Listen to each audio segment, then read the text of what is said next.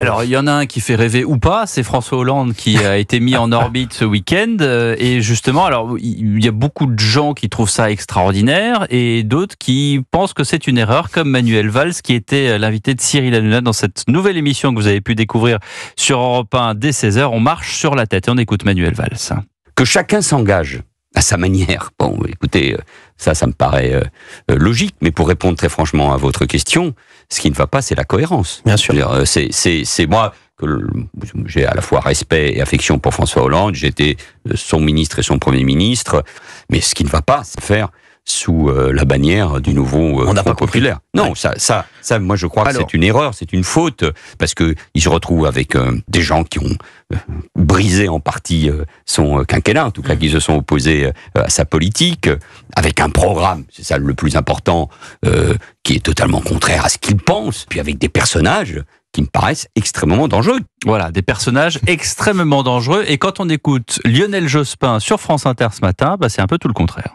François Hollande est, je le rappelle quand même, le seul socialiste qui a été en mesure de devenir président de la République après François Mitterrand. Moi, ça m'a été refusé en raison de la division, et donc je sais ce qu'est la division.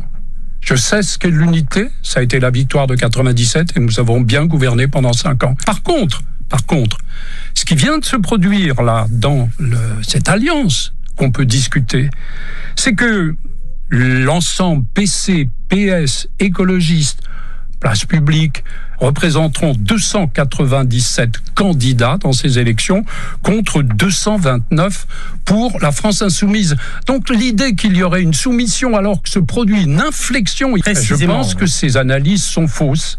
Paul Belin. Moi, ce que je ne comprends pas du tout chez Lionel Jospin et chez François Hollande, c'est que l'un et l'autre ont été aux affaires, l'un Premier ministre depuis 97 à 2002, l'autre président de la République, et qu'ils ont mené des politiques diamétralement opposées au programme de ce nouveau Front populaire. Le premier, Lionel Jospin, a privatisé moultes entreprises au nom de la financiarisation du marché, etc.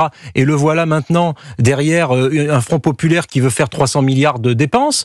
François Hollande a commencé à proposer la déchéance de nationalité. François Hollande, quand il y a eu la crise migratoire en 2015 avec Bernard Cazeneuve, ont refusé d'accueillir toute l'immigration qui arrivait. Et maintenant que François Hollande, il signe pour une immigration totale et quasiment l'abaissement des frontières avec le nouveau Front populaire. Enfin, c'est incompréhensible, y compris pour leurs propres électeurs. Moi, je pense que les sociodémocrates sincères et les gens de la gauche républicaine, laïque, sociale, moi j'en fais partie, sont complètement orphelins. Parce que si vous voulez, aujourd'hui, leurs représentants qui se couchent devant un programme qui n'a rien à voir avec la gauche de gouvernement, moi je trouve ça très étonnant. Jean-Yves Le Borgne.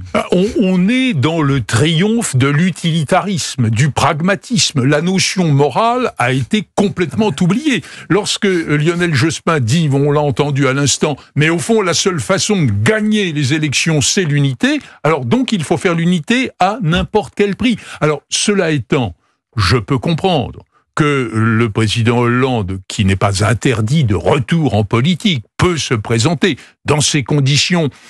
On sait bien, c'est une évidence, qu'il n'y a pas d'adhésion des socialistes traditionnels, je dirais de la gauche de gouvernement, au programme de ce qu'est ce nouveau Front populaire. En d'autres termes, nous sommes dans le leurre. On retourne dans les paillettes, on retourne dans les mensonges. Vous restez avec nous, Jean-Yves Le Borgne et Paul Melun. Dans un instant, nous accueillerons Jacques Vendroux pour commenter les prises de position des différents sportifs, dont Kylian Mbappé. Je vous signale également que chaque jour, à 8h-20 dans Europe 1 Matin, vous ne manquez pas l'édito international de Vincent Hervouette.